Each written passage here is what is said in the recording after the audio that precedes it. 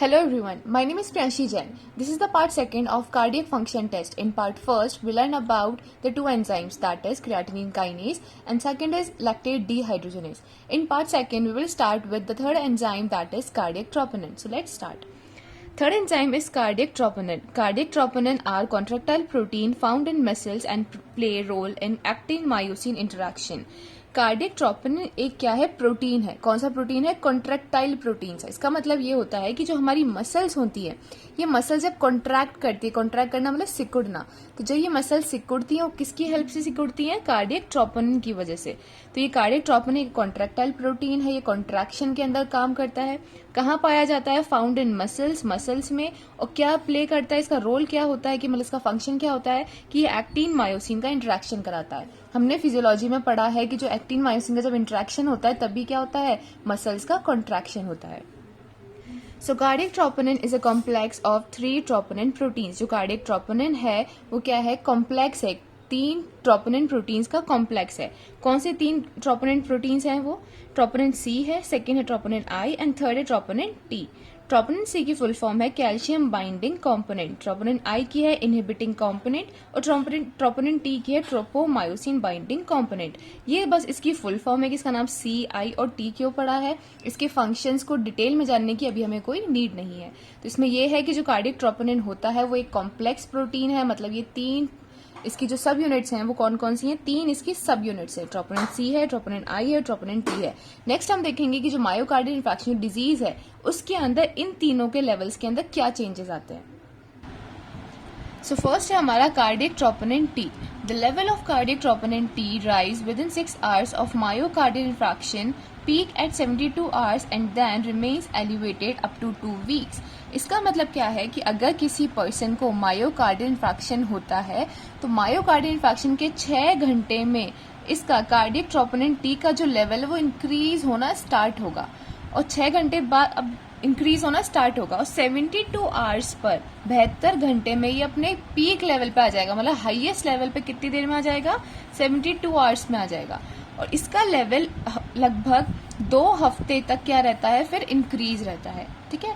Patient को अगर myocardial infection हुआ तो उसका कार्डियक ट्रोपोनिन, उसके अंदर कार्डियक ट्रोपोनिन टी का जो लेवल है 6 घंटे में क्या होगा? इंक्रीज होना स्टार्ट होगा.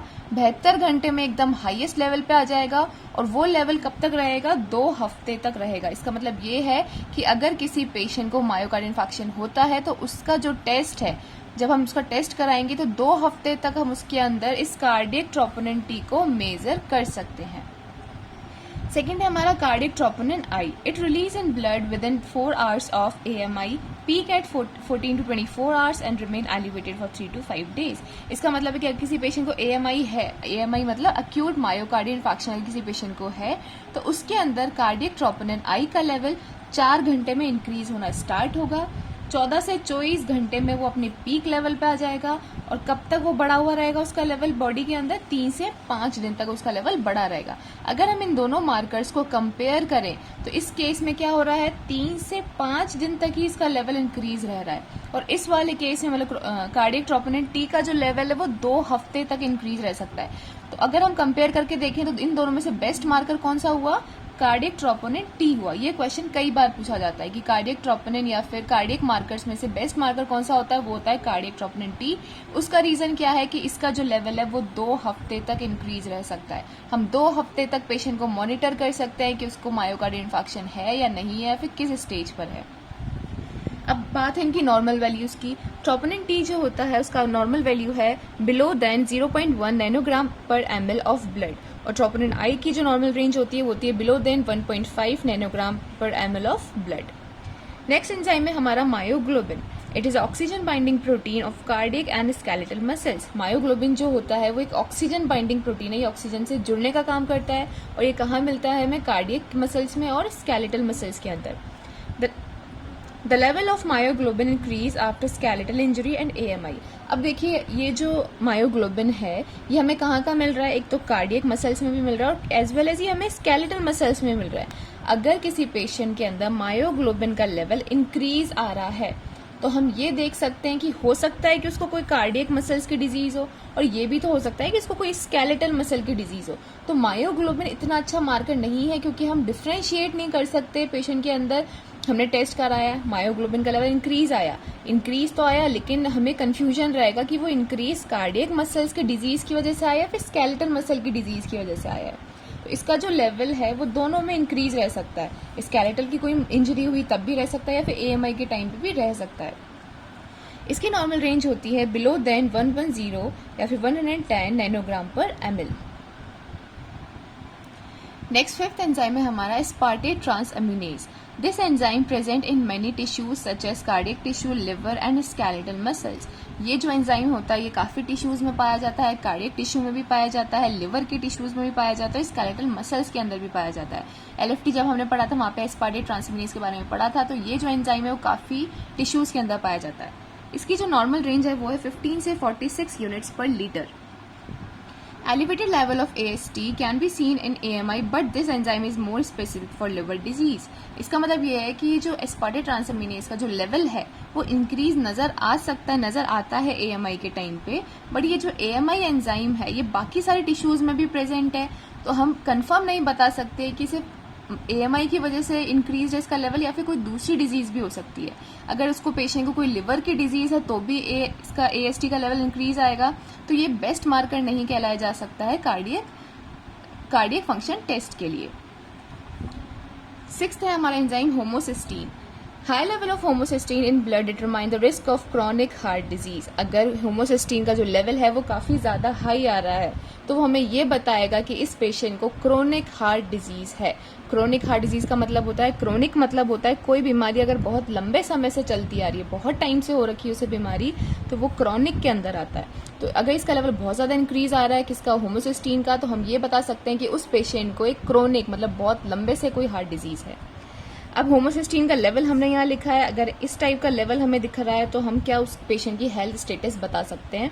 तो फर्स्ट है हमारा लेस देन 6 यूनिट्स पर लीटर। अगर होमोसिस्टीन का लेवल लेस देन 6 यूनिट्स पर लीटर आ रहा है, इसका मतलब है कि उसको low risk of heart disease है, या फिर पेशेंट नॉर्मल भी हो सकता है। 6 से कम उसका अगर लेवल आ रहा है तो उस पेशेंट को लो रिस्क है, काफी कम रिस्क है हार्ट डिजीज की, या फिर हो सकता है कि पेशेंट भी नॉर्मल हो। सेकेंड अगर उसकी 6 to 19.9 यूनिट्स पर लीटर में उसका अगर लेवल आ रहा है, हमने मेजरमेंट किया उसका लेवल इतना आ रहा है, तो इसका मतलब ये है कि उसको high risk of heart disease such as stroke भी हो सकता है। उसको एक हाई रिस्क आ चुकी है हार्ट डिजीज की, जैसे कि स्ट्रोक। थर्ड है हमारा लेस देन 20 यूनिट्स पर लीटर का लेवल आ रहा है, इसका मतलब उसको मोर देन 20 यूनिट्स पर लीटर अगर उसका लेवल आ रहा है तो इसका मतलब उसको extreme high risk of disease है।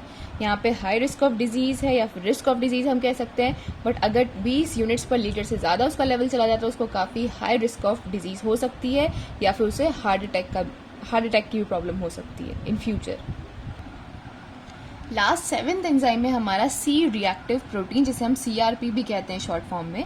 Increase level of C reactive protein determine the MI myocardial infarction due to thrombosis. अगर किसी पेशेंट के अंदर हमने टेस्ट कराया कार्डियक फंक्शन टेस्ट, उसके अंदर CRP का लेवल काफी इंक्रीज आ रहा है, तो इसके अंदर ये होगा कि उस पेशेंट को जो MI हुआ है, मायोकार्डियल इंफ्राक्शन जो हुआ है, वो थ्रोम्बोसिस की वजह से हुआ है। थ्रोम्बोसिस का मतलब होता है प्लेटलेट का इकट्ठा होना। देखिए जैसे एग्जाम्पल से हम समझते हैं कि ये हमारी ब्लड वेसल है, इस ब्लड वेसल में यहाँ कोई इंजरी हुई, इंजरी मतलब यहाँ पे कोई चोट लग गई है, डैमेज हुआ, यहाँ का ब्लड वेसल डैमेज हुई। डैमेज होने की वजह से क्या होगा, यहाँ पे क्या होंगी, प्लेटलेट्स आके इकट्ठी हो जाएंगी। काफ़ी सारी इस ब्लड के अंदर जो भी प्लेटलेट्स घूम रही हैं वो काफ़ी सारी प्लेटलेट्स यहाँ पे आके एग्रीगेट हो जाएंगी। एग्रीगेट मतलब होना इकट्ठा हो जाना। जैसे ही यहाँ पे एग्रीगेट हो जाएंगी, इन्होंने यहाँ पे इतना एरिया इस प्लेटलेट्स ने कवर कर लिया। इसका मतलब क्या है कि यहाँ पे अब वॉल्यूम क्या हो गई, अब ब्लड को निकलने के लिए यहाँ पे एरिया कम हो गया। जो ब्लड यहाँ से आ रहा था नॉर्मली तो इतना जा रहा था, बट जब यहाँ पे प्लेटलेट्स आगे इकट्ठी हो गई उसकी वजह से क्या हो, यहाँ पे एरिया इसने कवर कर लिया, तो ब्लड के लिए काफ़ी कम एरिया बचा है। तो इस एरिया से ब्लड निकलेगा, कम वॉल्यूम में ब्लड निकलेगा तो ऑक्सीजन की क्या हो जाएगी, कमी हो जाएगी। ऑक्सीजन की कमी हो जाएगी तो वो जो कार्डियक के टिश्यूज हैं वो क्या हो जाएंगे, डैमेज होना स्टार्ट हो जाएंगे, उनकी डेथ होना स्टार्ट हो जाएगी, जिसकी वजह से क्या होगा, मायोकार्डियल इन्फार्क्शन होगा। तो यहाँ पे जो मायोकार्डियल इन्फार्क्शन हो रहा है वो कोलेस्ट्रॉल के इकट्ठे होने से नहीं हो रहा है, वो किसकी वजह से हो रहा है, इस थ्रोम्बोसिस की वजह से हो रहा है। थ्रोम्बोसिस का मतलब होता है प्लेटलेट का इकट्ठा होना, अगर यहाँ पे कोई इंजरी हो गई है इस ब्लड वेसल पे, ठीक है। तो सीआरपी का लेवल जो है अगर वो इंक्रीज आ रहा है, इसका मतलब ये है कि वहां पे जो एमआई हुआ है, मायोकार्डियल इन्फार्क्शन जो हुआ है, वो किसकी वजह से हुआ है, थ्रोम्बोसिस की वजह से हुआ है। So thrombosis means the aggregation of platelet on the injured blood vessel. Aggregation मतलब इकट्ठा होना किसका, प्लेटलेट्स का, कहाँ पर, इंजर्ड ब्लड वेसल्स पर, जिसकी वजह से क्या हो रहा है, थ्रोम्बोसिस, और उसकी वजह से क्या हो रहा है, एमआई। नॉर्मल रेंज होती है उसकी होती है लेस देन 5 मिलीग्राम पर DL. Heart patient have persistent या फिर continuous CRP level between 5 to 10 mg per DL with inflammation indicate high risk of thrombosis। अगर किसी पेशेंट का जो CRP लेवल है वो 5 से 10 mg पर DL आ रहा है, वैसे तो नॉर्मल रेंजेस की लेस देन 5 mg पर DL, बट अगर वो ज़्यादा आ रहा है, 5 से 10 mg पर DL आ रहा है, और इन्फ्लामेशन भी है साथ ही साथ। इन्फ्लामेशन को हम किससे चेक कर लेंगे, ESR से। अगर उसको इन्फ्लामेशन भी, उसको इसका लेवल भी इंक्रीज आ रहा है, 5 से 10 mg पर DL आ रहा है, प्लस उसका ESR भी बढ़ा हुआ आएगा इन्फ्लामेशन की वजह से, इसका मतलब उस पेशेंट के अंदर काफ़ी हाई रिस्क है किसकी, थ्रोम्बोसिस की। So this is all about cardiac function test. Thank you so much for watching.